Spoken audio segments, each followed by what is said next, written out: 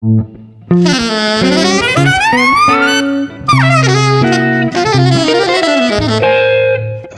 Jazz.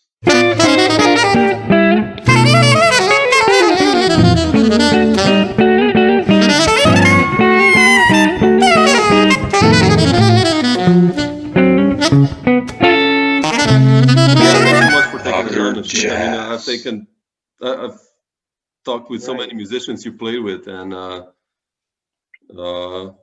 you know, William Parker and Tony Malaby, like the holy trinity I have here now, so of that band. So, but no, yes, of that band. yeah, but no, I want to ask you first that I listened to the Coanda Effect that you did with Tim Berne yesterday, and the duo record improvised thing. I think that came out last year, and Right. it's a really burning one. And I wanted to ask you first, like, when did you hook up with Tim first, and how did that one begin? I think the first time I played with or worked with Tim was through Craig Taborn. Craig Taborn, yeah, he had a gig, and this is a while ago. This might have been over 10 years ago, or maybe, yeah, at least something like that, you know, 7, 8, 10 years ago. And I think it was through Ralph Alessi, through a sim. They were having like a sim workshop, and then part of the workshop was like concerts in the evening. If I'm not mistaken, I think that was the first time we played together, was with Craig and Matt Maneri, and I can't remember who was on bass. Anyway, so, but yeah, I can't remember. I'm trying to think. Yeah, that may have been the first time that Tim and I worked together. What was that Coanda Effect? Was that recording? Yeah. If I'm not mistaken. I don't think we had worked together before, but you know, he was like, yo, we should get together and play. I was like, yeah, we definitely should, you know. So then he was like, look, I got a little gig at this spot in Brooklyn, which is a happening spot, the Sultan Room. And I was like, yeah, you know, let's do the gig. And so half of it was duo, and then the other half was trio with Reed Anderson. It was like 2 sets. Oh, really? Oh, wow. So yeah, so the first set we did duo, and it turned out really nice. Yeah, turned out really nice.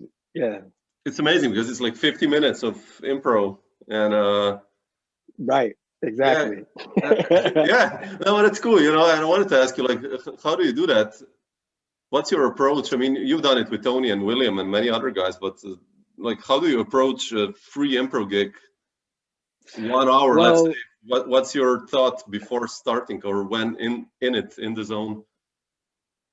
You know, I don't know if there's like a strategy or anything like that that's used, but I feel like that was kind of the way I was raised in the music. Really, like my father had a studio, and in that studio, you know, was a lot of instruments, a lot of drums and stuff. And so as a child, you know, and as a, you know, adolescent, you know, teenager, all that stuff, maybe not so much as a teenager, but you know, it was open to play, you know.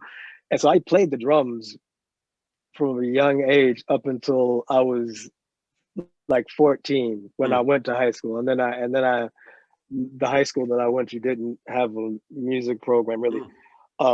So I didn't really play in high school or my first couple of years of college. So my association with music is really kind of what you would term free improv. Like, you know, it was formless, it was shapeless in terms of like, you know, we weren't playing tunes or anything like that. We would just get together and play our instruments, you know. And I grew up in the neighborhood with the neighborhood being Greenwich Village here in New York City with Eric McPherson and Abraham Burton. Those are my mates right there. Oh yeah, we went to elementary school together. Elementary school, you know. Oh, with Eric. Junior high school. That's so cool, man. Wow.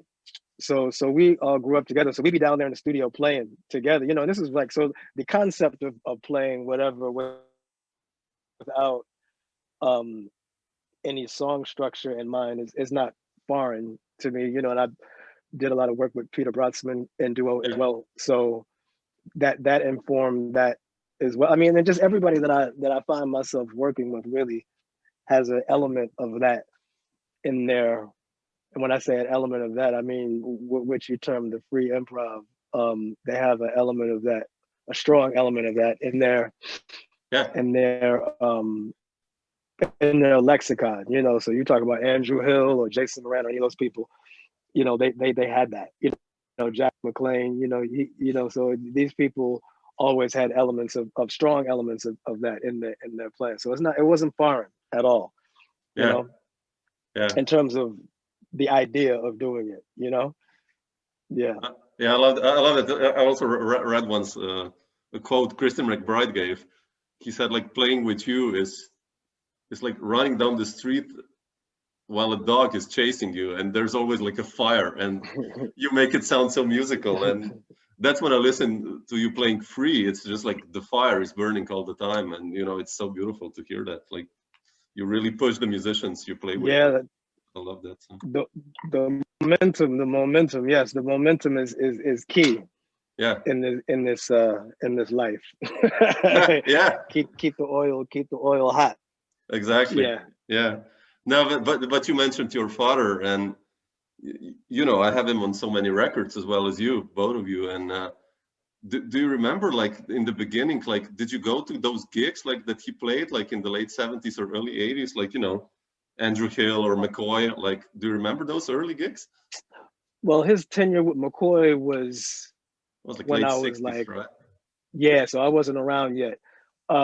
Maybe 70, like the earlier part of it. That I think late 60s, I was around, but I wasn't around for the beginning of that. So I'd never had the opportunity of hearing him with McCoy, which I not regret, but I wish I could have heard that. Yeah. But I did get the opportunity to see him on countless gigs, and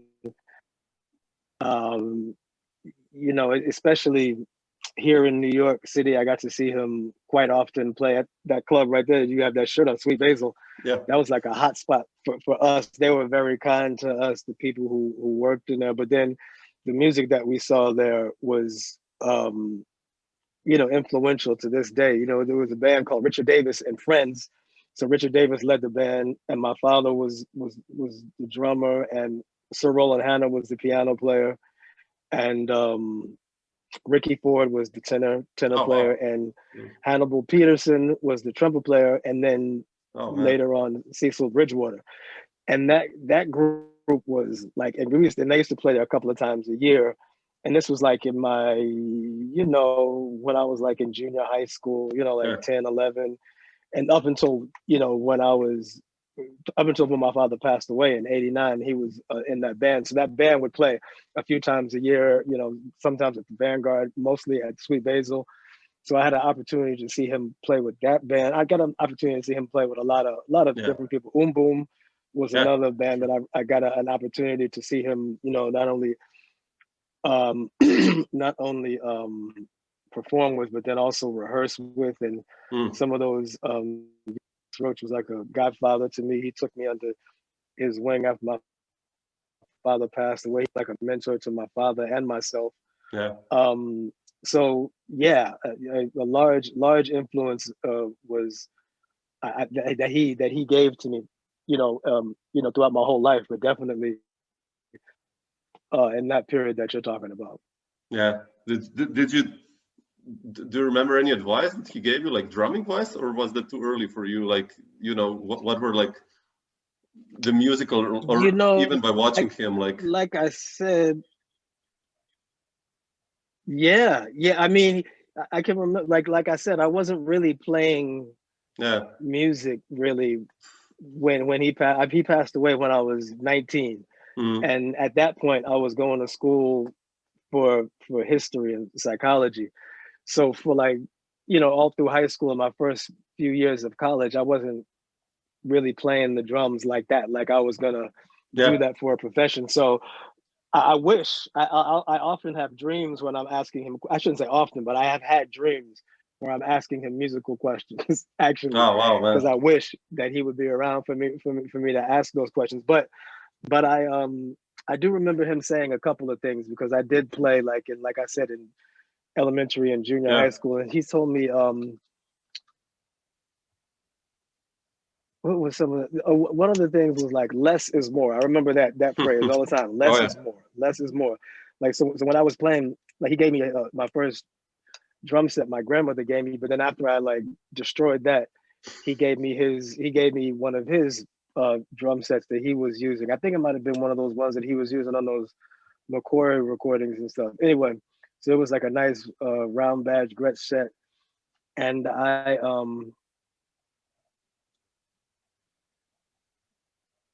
I would play that, you know, and it was a 4-piece set, but at that time he had like a, I don't know, a 6-piece. Yeah, he had like a set that had 2 times here and 2 times down there. And sometimes he would put a 3rd time up there. So I was like, I want to add some more toms and some more cymbals. And he was like, well, learn how to play this right here. And once you get this together, then you can start expanding. But it's not really about how many drums and how many cymbals you have. It's more about the sound and the music that you can make with what you have. And a lot of people, he was like, and this is like when like the fusion and rock thing was I mean it's still in fashion, but you know when you would see those big kits and everything. So I was being and then he had a large kit at times, like I said. So I was like, I wanted to emulate him. And he was like, well, you know, that's not really what's important. What's important is you learn to use what you have to its fullest capabilities, and then you can start incorporating other sounds. It was like, I mean, I found that useful to this day because there's times when sometimes I'll use a set that has 3 toms, like 2 rack toms and a floor tom, but mostly I use a set that has 1 rack tom and a floor tom, and I find that I can get quite small, to most of what I want to get to with that. And I found like that is actually more than enough. Yeah. You know? Yeah. I can definitely. recall doing a gig. I can recall doing, I can. Yeah. So. Yeah, I remember. Lessons, you know, the other lessons where you. Oh, wait. Eh?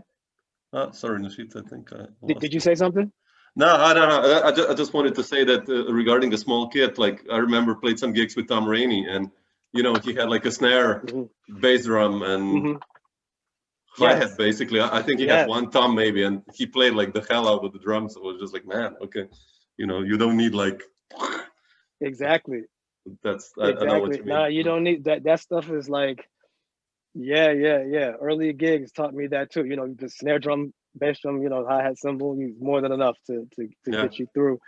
And also another thing that he bestowed upon me, my father, was an approach to the music that is filtered through the culture in a way where you respect it highly. You know what I'm saying? So he was like, you know, even though you're having a good time, and this is when I was like 10 years old or something like that. I think I was playing at my graduation, my elementary school graduation, and I was horsing around behind the drum, and he pulled me aside and said, you know, you should have a good time when you're playing. He said, but a lot of have sacrificed a lot for you to be able to do what you're doing. So you have to keep that in mind when you're behind the instrument. So have a good time, but there's always a modicum of respect that you have to have and reverence that you have for those who came before you. Yeah. So you know, I learned some important lessons from him. You know, of course, with regards to life, but specific music lessons that I carry with me to this day, definitely. Yeah, that's so important. The humbleness also, and realizing it's a privilege actually to do what we can do. You know, and I mean, but I wanted to ask you this: when you said you studied psychology and history, and when you started to make it on the scene in the early '90s, what were those triggers? And who were the most important people? I mean, I have one record by Antonio Hart, which is, I think, dated in 1993 for Cannonball and Woody. But like, who were the most important people in the beginning when you started making a name on the scene, like in the early 90s? Well, definitely Antonio. That was probably the first band I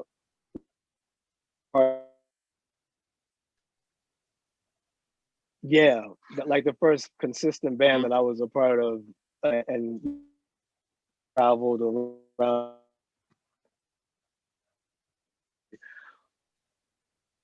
But people that I talked about, like Max Roach, I was able to, after my father passed away, like I said, I was able to the opportunity to be around him a lot and to and for his regular gigs and different gigs. So he gave me the opportunity to. I did my first like out of town gigs with him with Sacred Drums Tour. I got the opportunity to play with Mario Balsa, who was the great trumpeter and musical director for Chick Webb's orchestra. Right now, I didn't even know this back then. but now I didn't. Potato Valdez was in the band. I mean, I didn't really know what I was doing, but I was for the opportunity because with it was my father's relationship with a lot of people that some initial opportunities, like Hamiet Blewett was another person, the baritone player. I got an opportunity to work with him. Oh, really? Oh, wow. A lot at the beginning. Yeah, those early gigs was with Hamiet.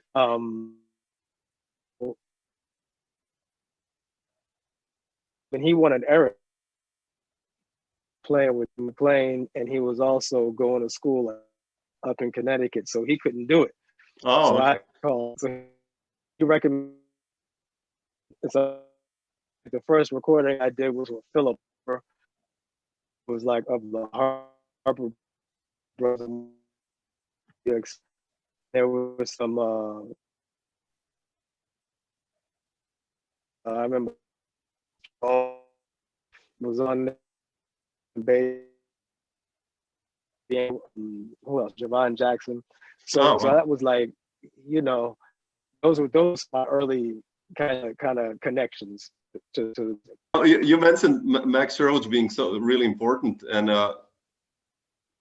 what was it like for you? Because you were like 21, probably 22, then 20, maybe even. Like, what were the biggest lessons that Max gave you, like music-wise and playing-wise? Many, probably, right? Yeah, many, but I'll just give a few. To be yourself, number one, first and foremostly, that rang true in every question that I ever asked him. Because once I was around him, I was starting to play the drums again, and I was full of questions, and he was gracious to answer, but he was always really what he impressed upon me was the fact that you need to be you. Like you don't be me. Like I asked him, well, how do I play in 5 and how do I play in 7? And he was reticent to give me any answers because he was like, and then he would give me like an example of somebody that I had never heard of. And he would say, well, if you want to sound like this person, you would do such and such. Or if you want, and I was like wondering why he was being so what was preventing him from answering my question and the way that I thought that I wanted the answer, which was like, I wanted an answer, you know what I mean? Like, well, you do this to accomplish this. But the lesson from him regarding to that was, that's not the way I got to be who I was. Then he would always tell me a story or something like that after I would ask a question like that. He would say, well, if you wanted to sound like such and such, and then he'd name some obscure cat. But then he would say, but when I was coming up, we always wanted to be ourselves. So we studied what came before us, so he studied Big Sid Catlin and he studied Chick Webb and was very familiar with the Papa Joe, especially. But those people didn't give you that respect and didn't take interest in you unless you had something special that was from you. So it wasn't just about being a good musician like in the sense, like, you know, professional musician, you can read and you can do whatever, but it was really about having your signature. So he was really big on like, be yourself. That's what's important. He, you know, he told me a story about when he was playing in Brooklyn, and Cecil Payne was one of his childhood friends, right? And so he's a teenager and he's playing, and he said Cecil ran into the gig that he was at after he got off and was like, man, you're getting it, because I heard you outside, you know, from outside, and I knew it was you before I saw you. He was like, Oh, I could wow, tell man. it was you before I saw you. So he was like, so he was telling me this to let me know that that's what you want to do. You don't want to try to sound like me. You don't want to try to sound like anybody else. You don't want to try to sound like your father. You want to try to get in touch with who you are and your connection to the music. That's what us as musicians are supposed to be trying to do. That's what that was the overriding lesson of many of the lessons that I got from him was. Yeah, that's the most important one, right? I mean, making your sound. And I mean, that was an important one. Yeah, that was an important one, definitely. yeah, it's like, I mean, I think you got to this level definitely. Well, because when I hear you, you know, I listened to Dharma Days the other day, and you know, you start like the beat, and I'm like, wow, that's Nasheet Waits. I mean, not knowing that you play on that one, but still, you know, like, it's so important to achieve that.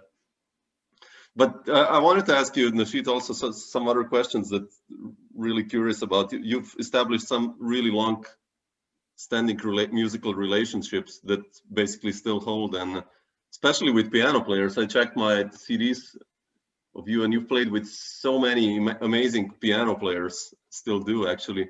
And probably the most important connection is with Jason Moran. And I remember when I bought Facing Left, which was probably like 21, 22 years ago or something like that. And I was just blown away by that record. And how did you meet Jason, and when did you guys start playing? Was that like late 90s or? Yeah, but we did a couple of gigs like in the mid 90s, I guess. Like he was a student up at MSM, but we didn't do gigs like his gigs, or we did like gigs with singers. We really? We had a couple of like, yeah. We had a couple of singers. Like there was this one woman, who was it? Clarissa Cincino. One that she had a flower shop, and she used to have gigs. She was a singer, so we'd be playing gigs with her. We played like there's some pictures of this recital. I think it was Miriam's recital, or was it Myron's recital? I can't remember whose recital it was, but it was from Manhattan School of Music, and so on the recital was Jason, and Miriam Sullivan was playing bass, and Myron Walden was playing alto, and Mark Turner was playing tenor. Oh, wow. And I think Jamal Haynes was playing trombone on that too. Darren Barrett was playing trumpet, and I was playing drums. And this was like maybe 98 or something like that. I can't remember, maybe 97. And then me and Tarus started working with Stefan Harris. Oh yeah, exactly. And Stefan was roommates with Jason. Jason and Stefan were roommates in college. And then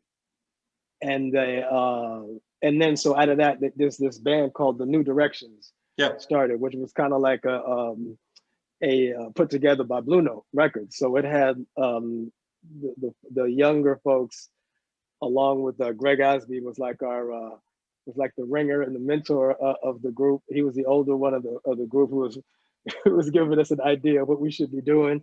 So Greg Osby and Stefan, Mark Shim, Jason, Tarus, and myself were in that band. And we did about a 3-4 month tour here in the States, different places. And during that tour, we formed a synergy between Jason, Tarus, and myself. Yeah. And out of that kind of came the bandwagon. Out of that blossomed the bandwagon. Yeah, out of the new directions blossomed the bandwagon. Yeah. From the flower shop, it blossomed basically. Yeah, exactly. Yeah, it's beautiful to hear you guys, still playing for such a long time and developing that chemistry. Yes. And like, how do you keep it fresh? Like, I mean, of course, writing new music, making new projects, but with playing with the same people, how do you change? Or, I mean, all of you evolve also as people and as musicians, of course, but like, still, how do you keep a working unit fresh, or like working with one person? What's your approach usually? Well, it's not like we're on the road, Yeah, 6 okay. months out of the year together. Sure. So we get, everybody does so many different projects outside of that band. So, and then also, that band has been augmented to, octet size, different sizes. So, I mean, the repertoire that we have built during this last 22 years or so is large. So we haven't even dealt with all the music that we've recorded and done already. So I mean, it's still fresh. Yeah. The material that we have to draw from is still fresh. Even when we go back and do things that we haven't done in 15 years, it's like, oh yeah, remember that one? Let's try to, it's always fun, and they're also incredibly. I mean, they're just beautiful people, Jason and Tarus. They have the highest level of integrity amongst people that I know. So I'm really, I've learned a lot from them. Yeah. As people, and that resonates that reflects on the bandstand. We truly have care about each other, well-being and so forth, and about each other's families and things of that nature. So, I think that you hear that when you hear the music. There's a high level of care and love in there. A certain spirit. Yeah. Mm-hmm. That's so important. Everyone emphasizes that, like, for music, it's well, I mean, but some of the greatest bands out here, they hated each other. Some bands out here, they didn't even like each other. You know what I'm saying? They didn't talk to each other except when they got to the bandstand. Great. Then they burned. Yeah. Different hotels, all kinds of shit. You know what I'm saying? Yeah. Different airplanes, different flights. So I mean, it's not always like that. But in this particular band, it helps. Yeah. I can't even recall even having a disagreement. Maybe a mild, maybe a disagreement might be as far as it's gone, but nothing significant. Yeah. You mentioned also Mark Turner, and I saw there's a footage on YouTube. You guys played like 2 months ago or something, 1 month ago in Central Park, and it's basically your quartet. And I've played with Mark and toured with him a little, and he's an amazing player. And you played, what was the Dharma Days, the first time you guys kind of did a record together, like that one, 2001, or you? Yeah, I believe so. And that grew out of a group. There was a quartet that he and Kurt Rosenwinkel it was almost like co-led type of thing. Sometimes we do a tour and some of the gigs would be under Mark's name, some of them would be under Kurt's. It was like, and they both had the same manager at that time. So it was, that kind of fed that.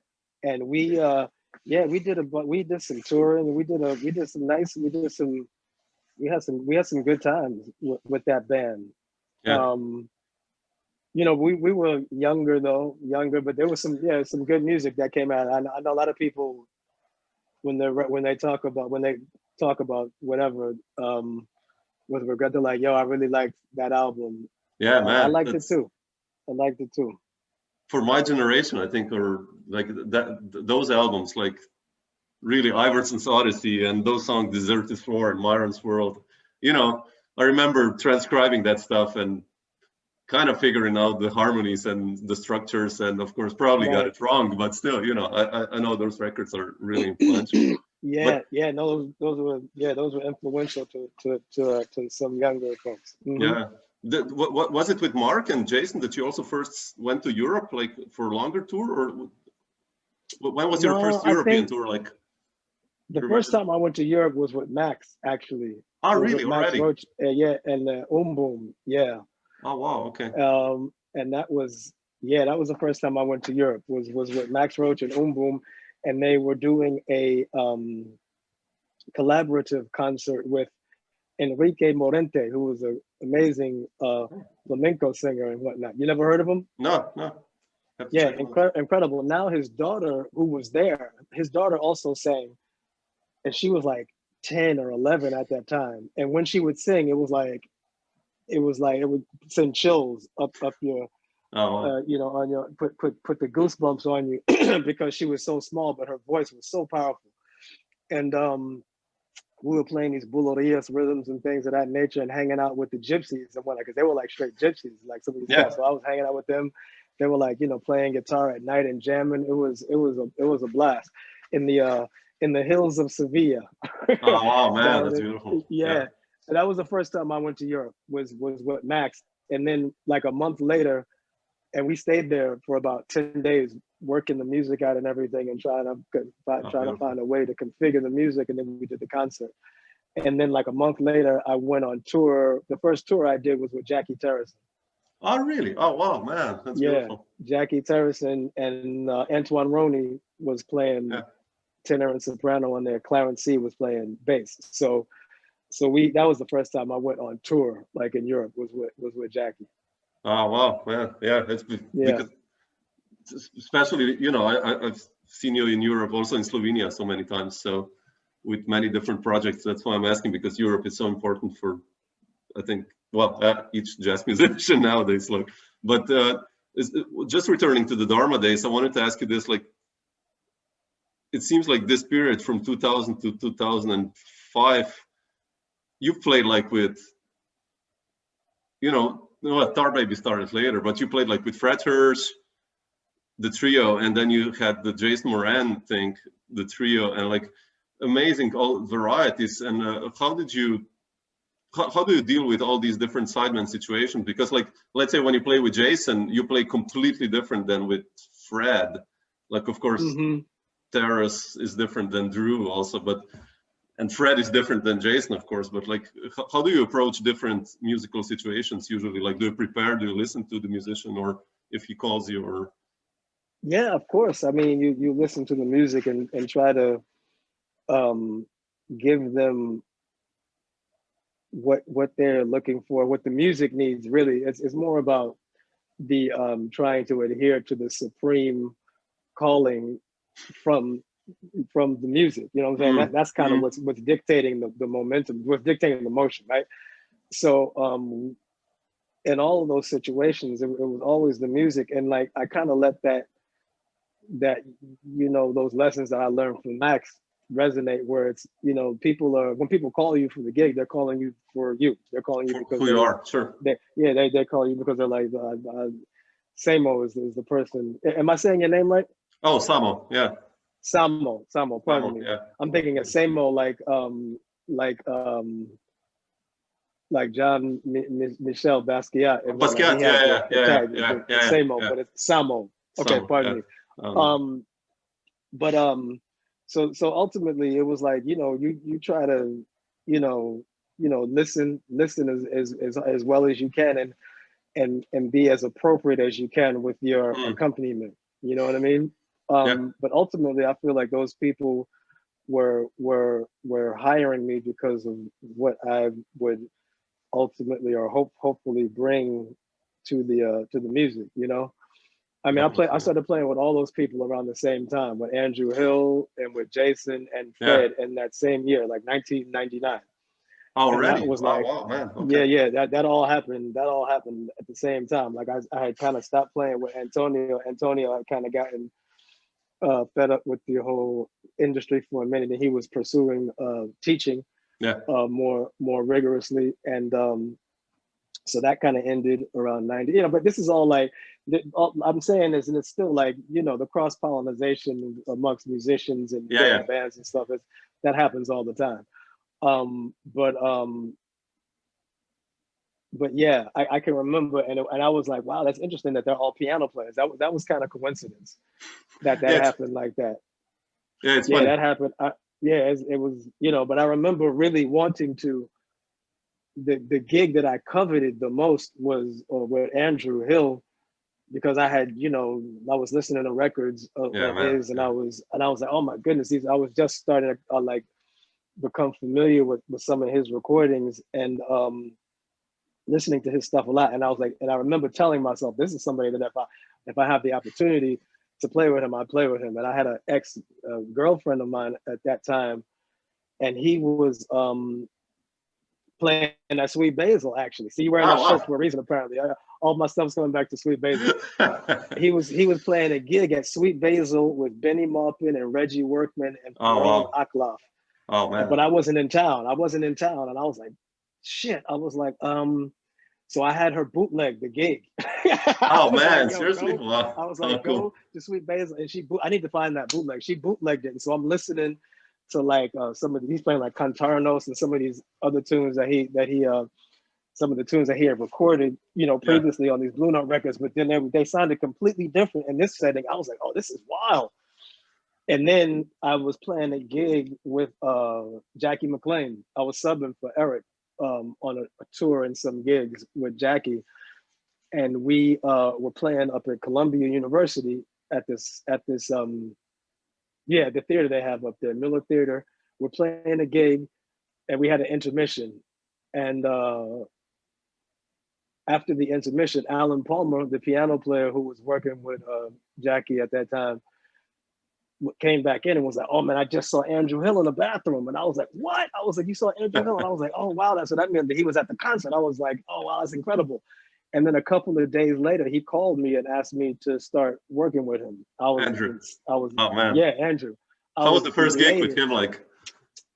I don't even remember what the first gig was, actually. I think the first time we played though together might have just been duo. Like, man. He was like, just come over. And he started playing, and I was playing.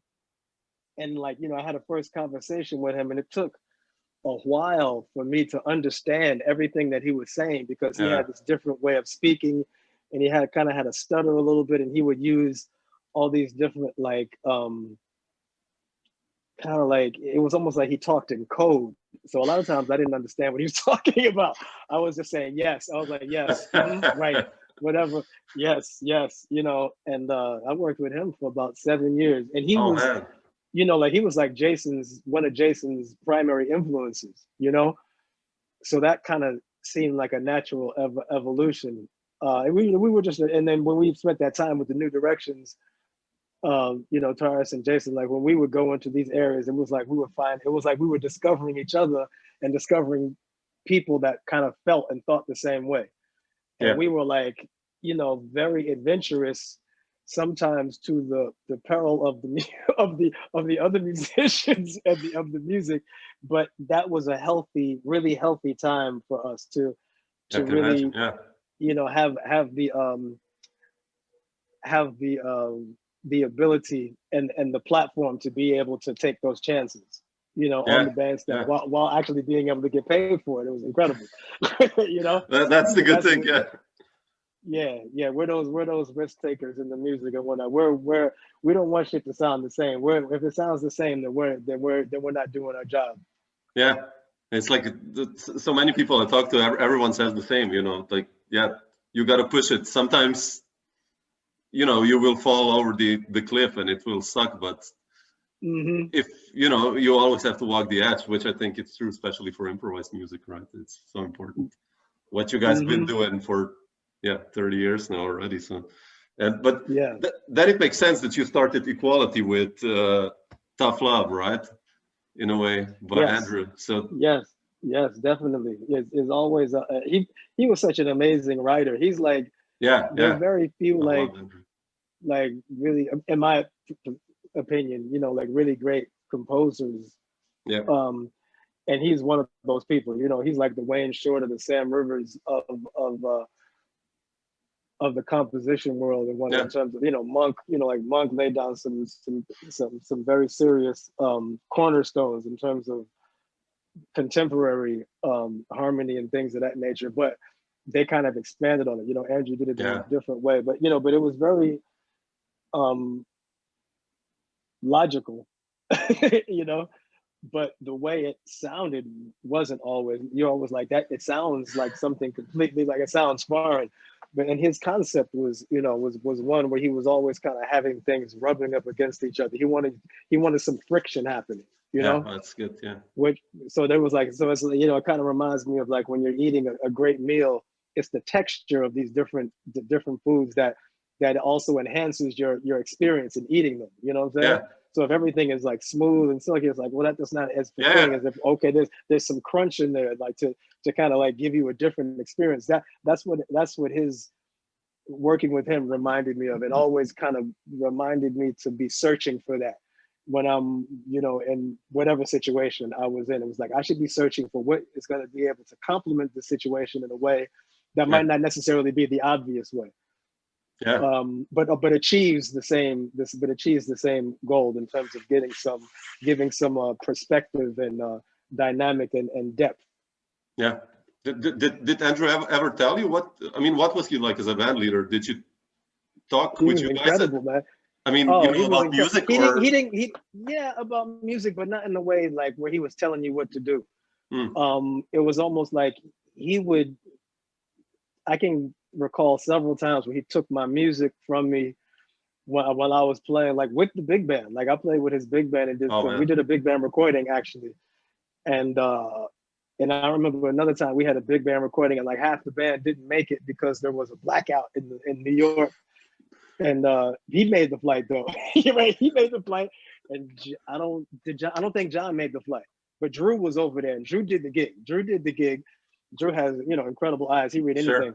Sure. But Andrew didn't care about that really. Like he was like, oh, here's the music, and yeah, follow the music, but that's not really the most important part. He told me, he said,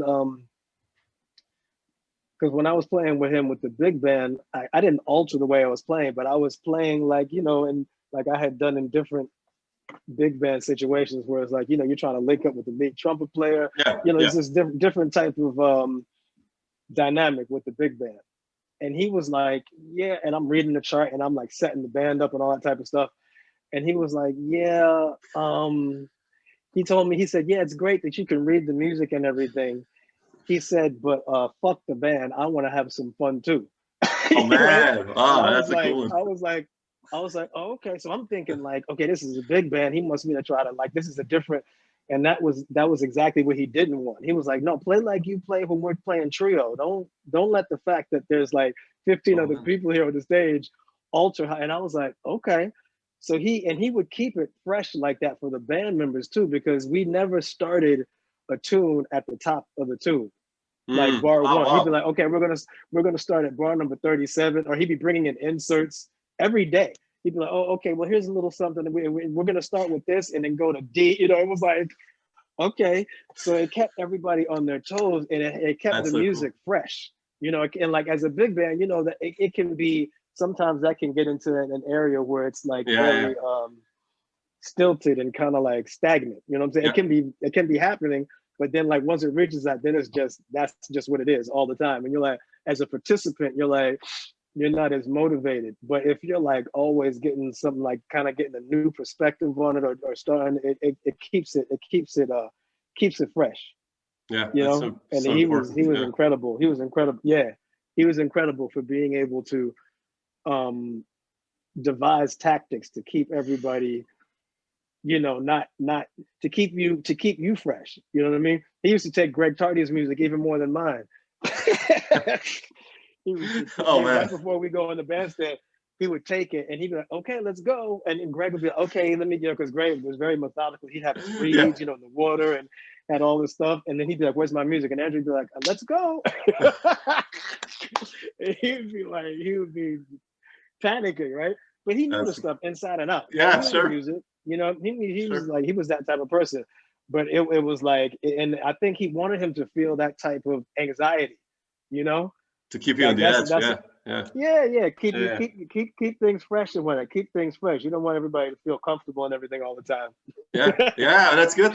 That's true, actually. Yeah, it's a great lesson and shit. Have people do things. Some people have like their comfort zone, a lot of type of shit. But like, taking them out of their comfort zone is will get them to. You might get something that you didn't expect, which is what we're looking for. We're always looking for something we didn't expect. Yeah. At least I am. Do you do that as well as a band leader? I mean, like, because I mean, I'm you know, I yes, in a sense. I mean, you know, I just try to keep it like, I try to have it be as pleasant as possible, you know, for everybody who's involved, but then also maybe a little unexpected, you know, maybe asking people to do things that they wouldn't have done, or play some music that I haven't heard them access before. I think that's part of who I am as a person.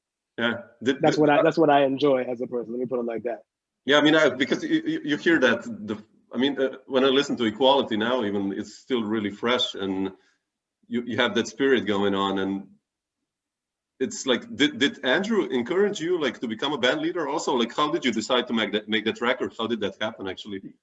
Yeah, he encouraged me from the beginning. He encouraged me from when I first started playing with him, because there was this article that came out, like in '99, and it was about young drummers in the city, and it highlighted, you know, like I'm talking about like Harlan and Daphne Prieto and like Rodney Green and myself and a couple of other people. There was like a big picture of me in the paper type thing. And he was like, "Yo, this is the time for you." He was like, "Now is when you should start your band." And I was like, "Oh man, I didn't feel comfortable doing that at all at that particular time," because I was like, I felt like I told you my kind of relationship to the music. Like I kind of started late. Like when I was a kid, I played, but it was never like I didn't know how to read or anything like that. So I started learning how to read music when I was about 20. You know, like 19, 20, I started learning how to read. So I was like, I felt, so by the time I was playing with him, I still felt like I was kind of playing catch up to a certain degree. Wow. Like I hadn't written any music or anything like that, or I didn't feel like I had the facility to be able to do that. And he was like, "Man, you don't have to do that shit. Just I'll pick the two." You know, he was very encouraging. But I was a bit wary of that. I didn't feel, you know, and in our day, like when I was coming up, like the younger cast, there was an emphasis on like young band leaders, right? So Antonio, Roy Hargrove, all them cats, you know, Christian McBride and all them, they were kind of like in the wave, like the last wave of the young lion folks. But they had went to music school and like, you know, had studied it. Not that you have to go to music school, but they had a certain knowledge that I didn't have. So I felt that I was like, and then like there's more about band leading than the music. That's another thing, you know, that I was realizing. And I know Michael Carvin was my drum teacher. He was the only drum teacher I ever really had. Oh, wow. And he like outside of my father's just my supreme teacher. But I never like took lessons with him, right? I took lessons with Michael Carvin. That's the only drum teacher I ever like took lessons with for like 6 years. Oh, wow. And he told me that Elvin told him, "Don't lead a band until you're 40 years old and shit, because then you don't really know, because then you'll know how to lead a band. You'll know how to lead men." He was like, "How can you lead men if you're not hardly a man yourself?" Which I was, and I've seen that. You see certain elements of that repeat themselves, younger band leaders and whatnot, that you're like, you pull their coat, like, and this is like outside of the music. This is like more about, you know, how you travel with your, you know, back then you didn't have, everything wasn't credit card and shit like that. You had to change money, and you had, you know, it was certain, there was a lot of other stuff that went with the road. Yeah. You know what I mean? That still applies now, but you know, there are elements, things like that I was like, okay. And so it took me a minute to even want to do that, but I, you know, there were a few reasons that kind of made that come to fruition. One of them being Logan, because Logan started studying. He started coming to take some lessons with me from the new school, and I was like, "Well, you don't really need to. You could probably teach me some shit." Really, I was like, "We don't really need to like. There's no lesson really happening." So we would just be playing. We would just be playing duo, and he would bring tunes, and I would bring some stuff, and I was like, man, so if I ever do anything, you know, I was like, if I ever do anything like that, I'm gonna definitely, you know, and ask you to be a part. He was like, cool. So when we finally did that recording, it kind of happened by accident, because we were on tour and we were in Spain, and then that cat from the Fresh Sound label was like, Dirty. Yeah, I'd like to Yeah, Jordy Poolhole was like, "Yo, I'd like to record." I was like, "Yeah, definitely." We recorded some stuff down in our studio, but I remember Revis. I had asked Revis to play bass at first because I didn't want to to um to infringe on any bandwagon. Oh yeah, yeah, The reference bandwagon stuff, right? Yeah. Yeah. And I was like, well, I don't want to, do that. I don't want to like cut into that situation. But I was really attracted to using Jason, or to asking Jason if he wanted to be a part of it. And he had some music. He had written some music on those on those first records, and I was like, oh, these tunes are great. But we never played those songs as a trio because they were more like there was another voice involved in those. Yeah. The Summit and Snake Stance. So we never played that music because it called for a horn and play, and we rarely played with a horn player. We rarely rehearsed. so it was like there was no time for anybody to learn any of that. So we rarely played that music. So I was like, oh, we should play this music. So, but Revis was going to do it, but he was conflicted. He couldn't do it. So I was like, okay, well, Tarus is the natural selection, and it was great. It was great honor and pleasure to work with those boys. I think that might have been maybe the first time that Logan went overseas. Maybe did a tour. I don't know, possibly. Yeah. And we had an opportunity to work with Stanley Cowell with that group too. Stanley blessed us. Oh really? Oh man, really? Yeah. Stanley blessed us on a few tours. Like I think him and Jason split a tour or two. And so we had an opportunity to do some stuff with Stanley and I can recall Stanley and Logan in the back of the van chopping it up for those long tours through Italy, those long drives. Oh yeah. Oh shit, long drives. That means you did it with Toti. Can you? Oh yeah. Exactly. Oh yeah. Exactly. Oh yeah. I know those. Yeah. Some Toti experiences and whatnot with Stanley. With Stanley. Wow, man. Oh, with Stanley and Logan. Yeah. That's beautiful. Yeah, I love that record, and also the second one. But you also wrote. I mean, you wrote some music like Hesitation and that Korean Bounce. And like, what's your approach when writing? How do you sit on a piano or just like write a melody?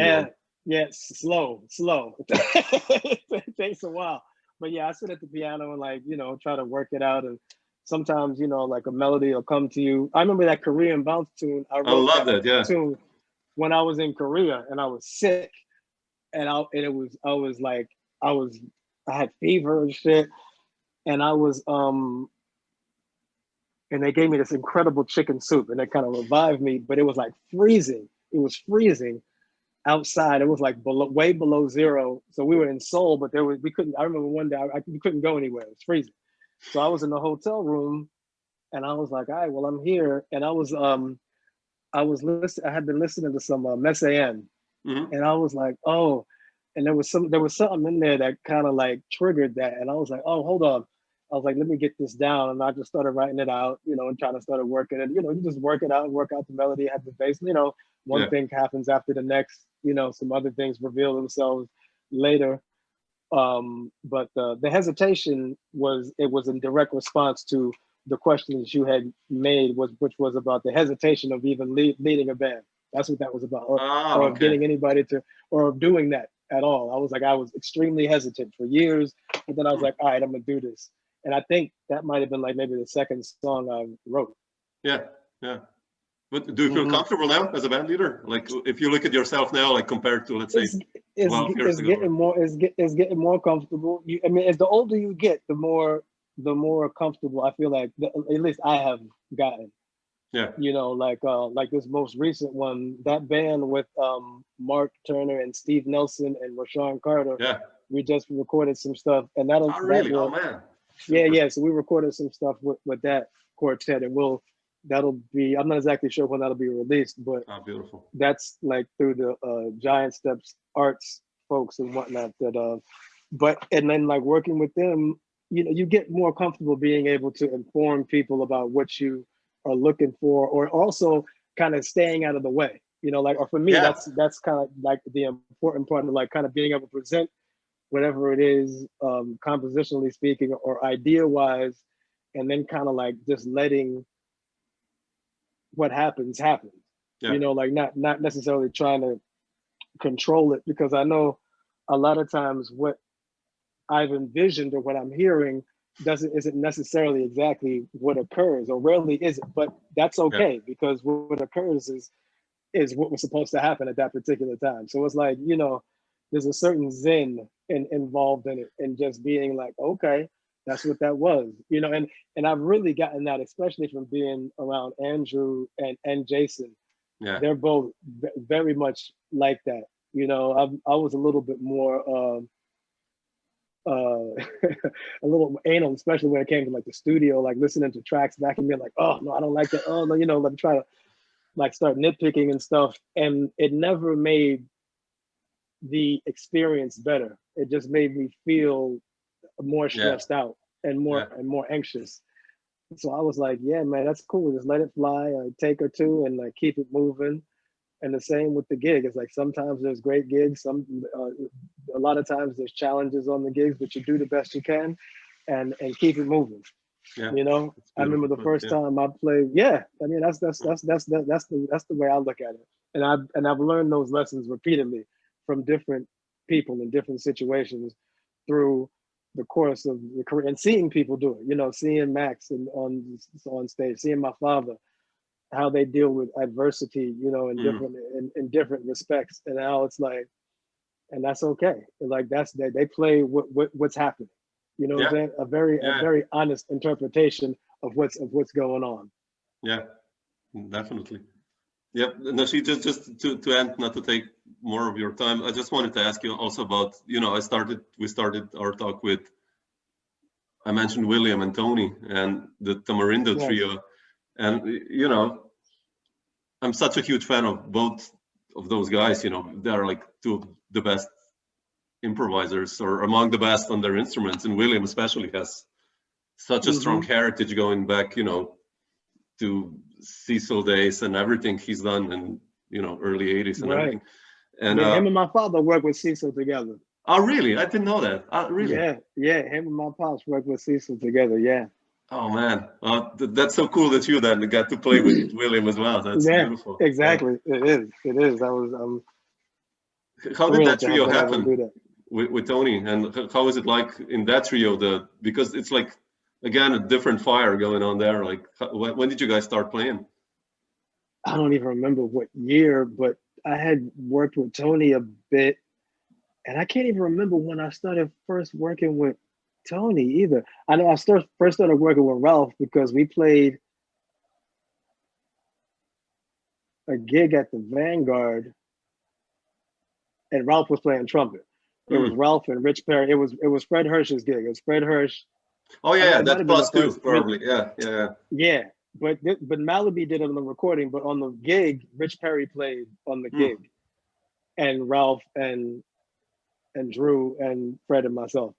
And so that was my connection with Ralph. I'm trying to remember, and I'm feeling like it came out of, how did it come with Tony? That's weird. I can't remember the first time that we interacted. That's interesting. But I know that we had been working together a little bit, and then he was like, yo, I'm thinking about calling William to do a trio. And I was like, yeah, you should definitely do that. At that point in time, I don't think I had played with William. Worked with William. I can't. Yeah, it's been a minute. So I don't think so. But it was just like one of those things. It was like, I mean, how was it? You know, he was asking me. I was like, I don't know. I was like, I don't know. You know, he was asking me what it was like to play with him, and I was like, I don't know. Maybe we had played once or twice or something like that. I can't remember what situation that would have been with William. I know I did a couple of gigs with like David S. Ware. Oh, really? Oh man, seriously? Yeah, I did. Oh man. Yeah, I did a few with David S. Ware, but I feel like, incredible. But I feel like, who's the like electric guitar player? Morris. You know who I'm talking about. He played with Tony or with? He played with David S. Ware. Morris. Oh. No, sure. Yeah, I'm also. Some first name and then Morris last name. I can't believe I'm drawing a blank. Oh, Anyway. Joe Morris. Joe, yeah, of course. Joe Morris, yeah. I was thinking of Maurice, Morris. someone like, yeah, Joe Morris, sure. Right, I love right. Joe. Yeah, No, Joe Morris, and I think William was playing bass on that. Oh, anyway, wow. yeah, definitely the most I had hit with him was with Tony, and Tony was out there too. Like, I'm gonna write some music, and then I was like, yeah, man, let's do it. And then that was incredible because William had a different way of approaching that music. Like, he wasn't just gonna read it and just stock read it. It was like he was gonna take the seeds of the composition and put them in the earth, and then you were gonna see what came out of it. And it wasn't necessarily what was going to be what was on the package. You know, like on those flower packages, we said, okay, yeah, I'm gonna put the. Sometimes that's what happens, but it was always something beautiful and incredible. Yeah. Always, it kept you on your toes. On your toes, listening. You know, listening, getting to your shit quick and listening. I love the trio. Yeah, I love those. That's such a nice sound you guys have. Like this energy going on, and you and William, like, you know, as a rhythm section, it's like. Yeah, talking about fire. So yeah, big fun for me. Big fun for me too. Cool, Nasheet. Thank you so much.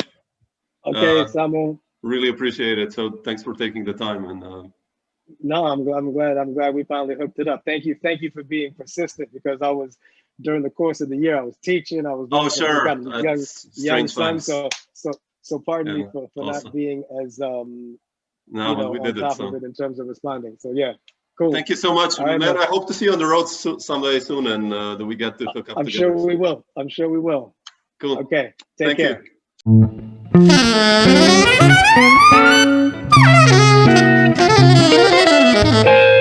Dr. Jazz.